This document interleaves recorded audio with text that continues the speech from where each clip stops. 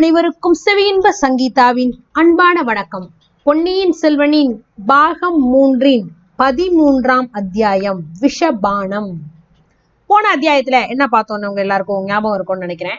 வந்தியத்தேவன் அந்த கொல்லன்பற்றையில இருந்து ஒரு வழியா அந்த குதிரைக்கு லாடம் கட்டிக்கிட்டு அங்கிருந்து கிளம்புறான். முல்லையாத்தங்கரை வழியா அப்படியே காத்து சிலுன்னு அடிக்க, அந்த நேரத்துல அப்படியே மேல நட்சத்திரங்கள் மினுமினுக்க, அந்த சூழ்நிலையில அவன் அப்படியே வந்துட்டு இருக்கும்போது தேவராளனோட குரல் கேக்குது.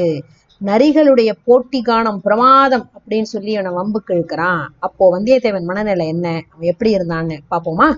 அந்த இடத்துல அந்த நேரத்துல தேவராளனை பார்த்தோன்னே வந்தியத்தேவனோட உள்ளம் அப்படியே துணுக்குன்னு ஆயிப்போச்சு.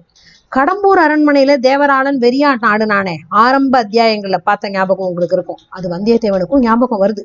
நடுக்கடல்ல சுழல் காத்து அப்படியே குமுறிக்கிட்டு இருக்கும்போது ரவிதாசனும் தேவராளனும் சொன்ன செய்தி எல்லாமும் ஞாபகத்துக்கு வருது. அதுல எவ்வளவு உண்மை எவ்வளவு கற்பனை அப்படின்னு கண்டுபிடிக்கிறது ரொம்ப கஷ்டமா இருந்துச்சு. ஆனா கூட ஏதோ ஒரு மர்ம பயங்கரமான சதி செயல்ல ஈடுபட்டு இருக்கிறாங்கிறது மட்டும் நிச்சயம் வந்தியத்தேவனுக்கு. அவங்கள ஒருத்தங்கிட்ட இந்த சமயம் வந்து இந்த மாதிரி ஒரு அமைதியான யாருமே இல்லாத ஒரு இடத்துல மாட்டிக்கிட்டோமே அப்படின்னு நினைக்கிறான். அவங்கிட்ட இருந்து தப்பி குதிரையை வேகமா தட்டிட்டு போயிடலாமான்னு ஒரு நிமிஷம் யோசிக்கிறான். அந்த எண்ணத்தோட சுத்தி முத்தி பாக்குறான். தூரத்துல தீயோட வெளிச்சம் தெரியுது. ஆஹா, சுடுகாடு மாதிரி தெரியுது. ஏதோ ஒரு மண் உடல் அங்க தீக்கிரை ஆயிட்டு இருக்கு.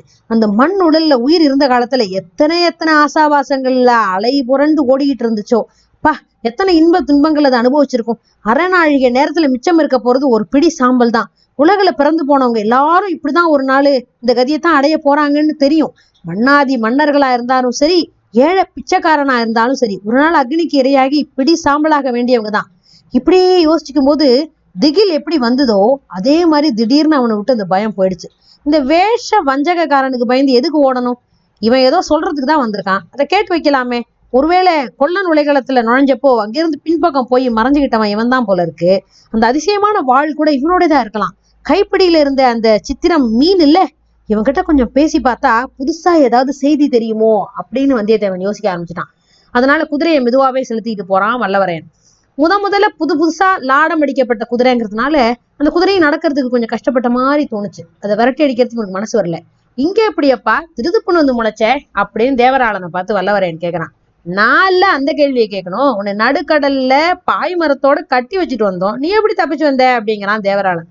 ஏன், உனக்கு மட்டும்தான் மந்திரம் தெரியும் நினைச்சியோ? எனக்கும் கொஞ்சம் தெரியும்ல. மந்திரத்துல உனக்கு நம்பிக்கை ஏற்பட்டதை பத்தி எனக்கு சந்தோஷம்தான். என்னோட மந்திர சக்தியினால நீங்க தனியா போயிட்டு இருப்பான்னு எனக்கும் தெரிஞ்சிச்சு. அதனாலதான் முன்னாடியே வந்து காத்திருந்தேன். ஏன் காத்திருந்த? என்கிட்ட உனக்கு என்ன காரியம்? நீ ஏன் யோசிச்சு பாரு, இல்ல மந்திர சக்தியினால கண்டுபிடி. உங்களோட ரகசியம்லாம் நடுக்கடலை வச்சு என்கிட்ட சொல்லிட்டீங்க. அதுல எவ்வளவு உண்மை எவ்வளவு கற்பனைங்கிறது கூட எனக்கு தெரியாது. ஆனாலும் அந்த ரகசியங்களை நான் மறந்துட தீர்மானம் பண்ணிட்டேன். யாருகிட்டையும் சொல்ல போறது இல்ல.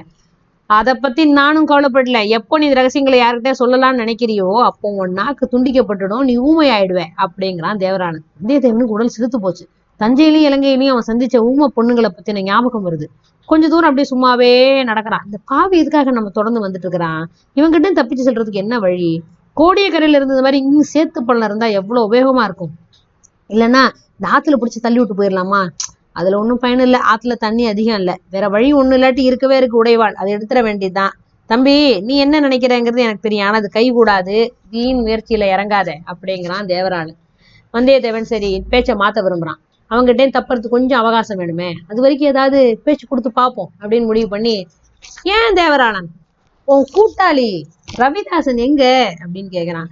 தேவராளன் ஒரு பொய்யா ஒரு சிரிப்பு சிரிச்சுட்டு, அது உனக்குள்ள தெரியணும், ரவிதாசன் எங்க அப்படின்னு அவன் திருப்பி வல்லவரையனை கேட்கறான். வந்தியத்தேவன் பயந்து போயிட்டான். ஆஹா, ரவிதாசனை பத்தி பேச்சே எடுத்துடக்கூடாது, அது ரொம்ப தப்பு. நம்ம பேச விட்டு இவன் நம்மள ஆழம் பாக்குறானோ அப்படின்னு தோண ஆரம்பிச்சிருச்சு. உடனே தேவராளன், என்ன தம்பி சும்மா இருக்கிற, ரவிதாசன் எங்கன்னு சொல்ல மாட்டியா? போனா போட்டோம், அந்த ஓடகார பொண்ணு பூங்குழலி எங்க, அதையாவது சொல்லு. வந்தியத்தேவன் பாம்பை மிதிச்சவன் மாதிரி பதறி போயிட்டான். மேல பேசுறதுக்கே அவனுக்கு தயக்கமா இருந்துச்சு. ஐயோ, அவளை பத்தி நீ ஒன்னும் சொல்ல மாட்டியா? போனா போட்டோம், அவளை நீ காப்பாத்து நினைக்கிறதுக்கு தக்க காரணம் இருக்கலாம் தம்பி. கொஞ்சம் முன்னாடி ஒரு காதல் பாட்டு பாடினியே, அது அவளை நினைச்சுதான் பாடினியா? இல்ல சத்தியமா இல்ல அப்படின்னு வல்லவரையன் பரபரப்பா சொல்றான். ஏன் உனக்கு இவ்வளவு பரபரப்பு, ஏன் இவ்வளவு ஆத்திரம்? சரி அதை பத்தி எல்லாம் பேசிட்டு இருக்க இப்ப அவகாசம் இல்ல. ஏன் என் குதிரையோட முக கைத்தை பிடிச்சிட்டு இருக்கிற, விட்டுடு, நான் போறேன், காரியம் இருக்கு அப்படிங்கிறான் வந்தியத்தேவன். நான் வந்த காரியத்தை நீ கேட்கவே இல்லையே, சொன்னாதானே கேட்கலாம். இந்த முல்லையாத்தங்கரைக்கு ஒரு அதிசயமான சக்தி உண்டு. இங்க யார் எதை விரும்புறாங்களோ அதை உடனே அவங்களுக்கு கிடைக்கும். நான் ஒண்ணு விரும்பலையே, அது பொய். நீ யார நினைச்சுக்கிட்டு உன் காதல் பாட்டை பாடினியோ அவ உன்னை பார்க்க விரும்புறா. நீ இஷ்டப்பட்டா பார்க்கலாம். எப்போ? இன்னைக்கே பார்க்கலாம். இது என்ன கதை? கதை இல்ல தம்பி, அதோ பாரு அப்படின்னு தேவராளன் சுட்டி காட்டுறான். அந்த வழியில கொஞ்சம் தூரத்துல ஏதோ ஒரு பொருள் மங்களா தெரியுது. வந்தியத்தேவன் உத்து பாக்குறான். அது ஒரு பல்லக்கு, மூடு பல்லக்குங்கிறத தெரிஞ்சுக்கிறான். ஆஹா, இந்த பல்லக்கு எங்கேயோ பார்த்திருக்கோமே. ஏன் பழுவூர் இளையராணியோட பல்லக்கு மாதிரில இருக்கு? ஒருவேளை அதுக்குள்ள நந்தினி இருக்காளா என்ன? அதை தெரிஞ்சுக்கிற ஆவலை அவனால கட்டுப்படுத்தவே முடியல. குதிரையை அந்த பல்லக்குல பக்கத்துல கொண்டு போய் நிறுத்துறான். பனை சித்திரம் போட்ட பல்லக்கோட மூடு திரை தெரியுது. திரை அசைற மாதிரியும் தோணுது. உடனே வந்தியத்தேவன் குதிரை மேல இருந்து கீழே குதிச்சுட்டான். அதே கணத்துல தேவராளன் தொண்டையிலேருந்து ஒரு விசித்திரமான சப்தம் வெளியில வருது. அக்கம் பக்கத்துல இருந்து புதிர்களோட மறைவில இருந்து 7-8 பேர் திட்டு திட்டு திட்டு திட்டுன்னு பாஞ்சு ஊட்டி வந்துட்டாங்க. திட்டு திட்டு திட்டு திட்டுன்னு வந்தியத்தேவன் மேல விழுந்துட்டாங்க. அவங்களால இவனை போட்டு அமுக்க முடிஞ்ச அளவுக்கு வந்தியத்தேவனால அவங்கள மீறிக்கிட்டு அசையவே முடியல. கால்களையும் கையும் துணியினால கட்டிட்டாங்க. கண்ணையும் ஒருத்தன் கட்டிட்டான். உடைவாள ஒருத்தன் பலவந்தமா பிடிச்சு எடுத்துக்கிட்டான். வந்தியத்தேவனை அந்த பல்லக்குள்ள தூக்கி போட்டாங்க. உடனே பல்லக்க தூக்கிட்டு வேக வேகமா நடக்க ஆரம்பிச்சிட்டாங்க. மத்தவங்க முன்னும் முன்னும் போறாங்க. தேவராளன் முன்னாடி வழிகாட்டிக்கிட்டு போறான். ஒருத்தன் குதிரையை பிடிச்சிட்டு நடக்கிறான். இவ்வளவும் ரொம்ப சீக்கிரத்துல நடந்து முடிஞ்சிருச்சு. கண் மூடி கண் திறக்கும் நேரத்துல அப்படின்னு சொல்றது கூட பொய்யா இருக்காது. வந்தியத்தேவன் தன்னை பலர் ஏக காலத்துல தாக்கணும்னு திகைச்சு போயிட்டான். அந்த மாதிரி ஒரு தாக்குதல் அவன் எதிர்பார்க்கவே இல்லை. பல்லக்குல அவனை தூக்கி போட்டுட்டு பல்லக்கு நகர ஆரம்பிக்கிற வரைக்கும் அவனால எதுவும் சிந்திக்கவே முடியல. என்ன நடக்குதுன்னு தெரிஞ்சுக்கவும் முடியல. ஆனா பல்லக்கு நகர ஆரம்பிச்சோடனே கொஞ்சம் கொஞ்சமா மனம் தெளிவடையுது. கண்ணோட கட்டு சுலபமா நழுவிடுச்சு. கட்டியிருந்த கைகள்னால பல்லக்கோட திரையை விளக்கிட்டு பாக்குறான். நதிக்கரையில இருந்து குறுக்க இறங்கி பல்லக்கு எங்கேயோ போகுதுங்கிறத தெரிஞ்சுக்கிறான். அவனோட கையில கட்டுகளையும் காலோட கட்டுகளையும் அவிழ்த்துக்கிட்டு விடுதலை பெறதுன்னு அவ்வளவு கஷ்டமான காரியமா தெரியல. கொஞ்சம் ஈஸியா இருக்கிற மாதிரிதான் இருக்கு. பல்லக்குல இருந்து குதிக்கிறதும் எளிதாதான் இருக்கும். குதிரையோ பின்னாடி வந்துட்டு இருக்கு. அந்த 7-8 பேரையும் உதறி தள்ளிட்டு குதிரை மேல பாய்ந்தேறி போறதும் அவனுக்கு ஒன்றும் முடியாத காரியம் இல்லை. அந்த மாதிரி செய்யலாமான்னு யோசிக்கிறான். ஆனா ஏதோ ஒண்ணு குறுக்க நின்று தடை செய்யுது. அந்த பல்லக்குனுள்ள ஒரு அபூர்வமான ஒரு மனம், வாசனை சூழ்ந்திருக்கு. முதல்ல அவனுக்கே அது உற்சாகத்தை கொடுக்குது. அந்த கவர்ச்சியிலேருந்து விடுவிச்சுக்கிட்டு போறதுக்கு மனசு லேசுல இடம் கொடுக்கல. அந்த பல்லக்கு தன்னை எங்க கொண்டு போய் சேர்க்குது அப்படிங்கறத தெரிஞ்சுக்கணும்னு அவனுக்கே ஒரு ஆவல் வந்துருச்சு. நந்தினி கிட்டதான் சேர்ப்பாங்க அப்படின்னு யூகிக்கிறதுக்கு நிறைய காரணம் இருக்கு. அவளை பார்க்கணுங்கிற ஆசை உள்ளத்தோட அடிவாரத்துல லேசா தலை காட்டுது. வர வர அது பெரிய ஆர்வமா வளர்ந்துகிட்டே வருது. எவ்வளவு ஆட்சேபங்கள் தோணுது, இல்ல அவளை பாக்குறது சரியில்லைன்னு. ஆனா கூட மனசை தட்டி அடக்குது ஆசை. என்னதான் செஞ்சிருவா, என்னத்துக்காக தான் அழைச்சிருக்கா, பாத்துடலாமே, ஏதாவது தெரிஞ்சுக்க முடிஞ்சா தெரிஞ்சுக்கலாமே. சூழ்ச்சிக்கு சூழ்ச்சி செய்ய தன்னால முடியாமலா போயிடும். மறுபடியும் அவளை பார்க்க முடியாத சந்தர்ப்பம் கிடைக்குமாங்கிறது சந்தேகம் தான். தஞ்சாவூருக்கு போக வேண்டிய அவசியம் இனிமே ஏற்பட போறது இல்ல. அங்க போறதும் அபாயகரமானது. அதை காட்டிலும் வழியிலேயே அவளை பார்த்துறது எளிதான காரியம் இல்ல. இன்னும் ஒரு தடவை அவளையும் பார்த்துதான் வைக்கலாமே. ஆமா ஆமா, நந்தினிய பார்க்கணுங்கிறதுக்கு இன்னொரு அவசியமான காரணமும் இருக்கு. இலங்கையில பார்த்த அந்த ஊமை அரசி நந்தினி போல இருக்கிற மாதிரி தான் நினைச்சது சரியா, தெரிஞ்சுக்க வேணாமா? இந்த மாதிரி வந்தியத்தேவன் யோசிச்சுட்டு இருக்கும் போதே அவன் தலை சுழலுது. தூக்கம் வர்றது மாதிரி தோணுது. இல்ல இல்ல, தூக்கம் இல்ல. பகல்லதான் அவ்வளவு நேரம் தூங்கி ஆயிடுச்சே, இது ஏதோ மயக்கம். இந்த பல்லக்குல சூழ்ந்துள்ள மனம் தான் நம்மள இப்படி மயக்குது. ஐயோ, இது பயங்கரமான சூழ்நிலையாச்சே, பல்லக்குல இருந்து குதிச்சிட வேண்டியதுதான் அப்படின்னு வந்தியத்தேவன் கை கட்ட அவிழ்த்துக்க முயற்சி பண்றான். முடியல. கைகள் அசையவே இல்லை. எழுந்து உட்கார முயற்சி பண்றான், அதுவும் முடியல. கால்களை அடிச்சு எந்திரிக்க பாக்குறான், அசைய மறுக்குது. கண் இமைகள் அப்படியே மூடி அந்த மயக்கம் அவனை முழுசுமா அப்படியே ஆட்கொண்டுடுச்சு. வந்தியத்தேவன் மயக்கம் தெளிஞ்சு கண் விழிச்சு பார்த்தப்போ பழைய நினைவுகள் பல்லக்குல இருந்து குதிக்க முயற்சி பண்றான். ஆச்சரியம், அந்த பல்லக்கிலே இல்லை. இப்போ விசாலமான ஒரு அறையில இருக்கான். அந்த அறை தீபங்கள்னால பிரகாசமா விளங்குது.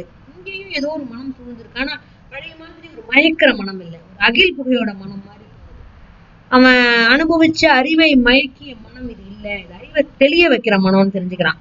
அப்படியே வாசலை பார்த்துட்டே இருக்கான். யாரோ வர்றது மாதிரி தெரியுது. திறந்த கதவு வழியா நந்தினி தான் வரா. வந்தவளை கண் கொட்டாம அப்படியே பார்த்துட்டே இருக்கான். வியப்புக்கும் திகைப்புக்கும் பல காரணம் இருக்கு.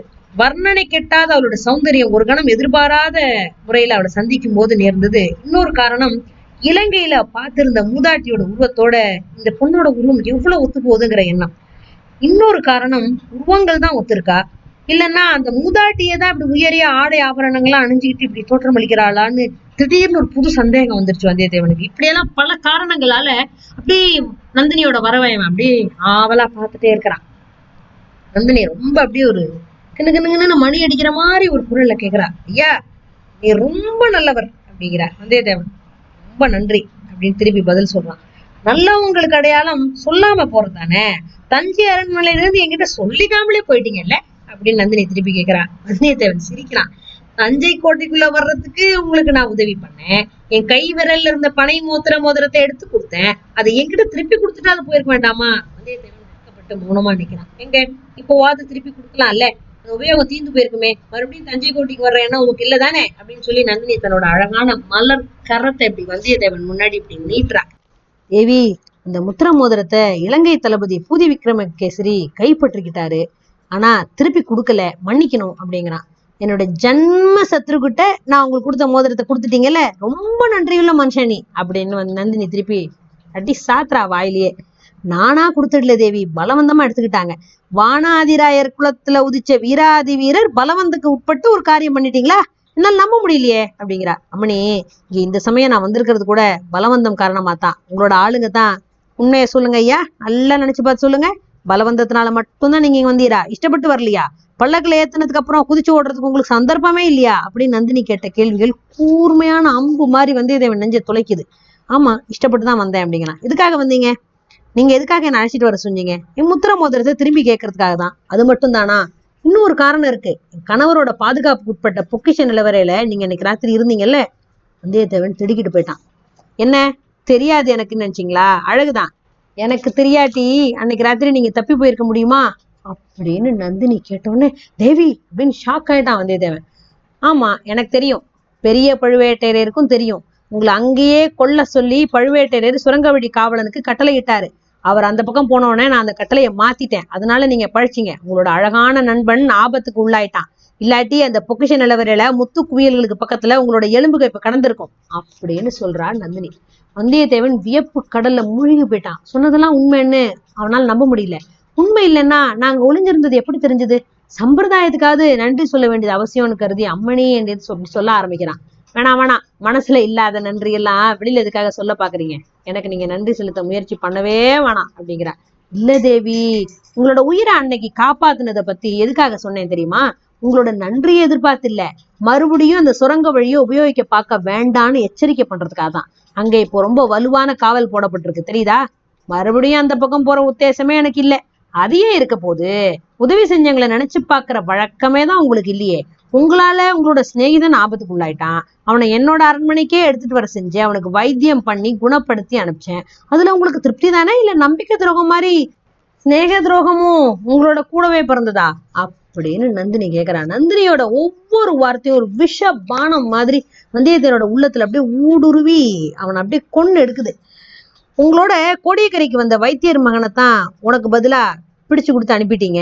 அவன் என்ன சொன்னான்னு விசாரிச்சிங்களா அப்படின்னு கேக்குறான் நந்தினி. நான் உங்களை கேட்கலாம்னு நினைச்சுக்கிட்டு இருந்தேன். சொல்றேன். ஆனா உங்களோட இலங்கையிலிருந்து புறப்பட்ட இளவரசர் அருள்மொழிவர்மர் என்ன ஆனாரு அதை சொன்னா நான் வைத்தியர் மகனை பத்தி சொல்றேன், அவன் என்ன சொன்னாங்கிறதையும் சொல்றேன் அப்படிங்கிறான் நந்தினி. வந்தியத்தேவனுக்கு உடம்பு அப்படியே ஒரு உலுக்கி போட்ட மாதிரி ஆயிடுச்சு.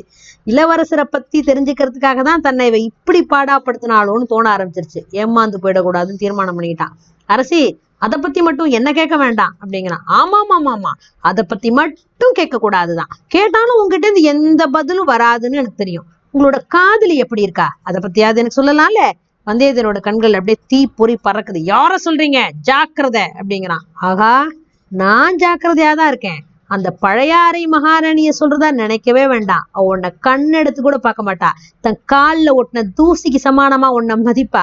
உங்க இலங்கையில கொண்டு சேர்த்து திருப்பியும் அழைச்சிட்டு வந்தாளே அந்த ஓடக்கார பெண்ணை பத்தி தான் கேக்குறேன். பூங்குழலி உங்க காதலி இல்ல அப்படின்னு திருப்பி நந்தினி பயங்கர நக்கல் பண்றா.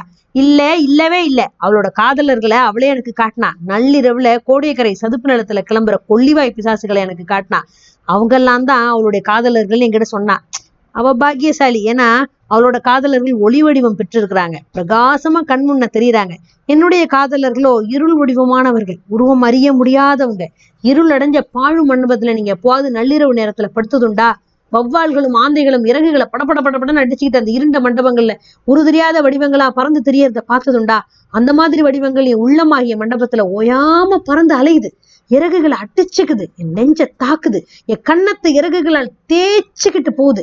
அந்த இருள் வடிவங்கள் எங்கேந்து வருது, எங்க போகுது, ஏன் என்ன சுத்தி வட்டமிடுது, ஐயோ உமக்கு தெரியுமா அப்படின்னு நந்தினி சொல்லிட்டு வெறி கொண்ட கண்களால் அங்கேயும் இங்கேயும் அப்படியே பாக்குறா.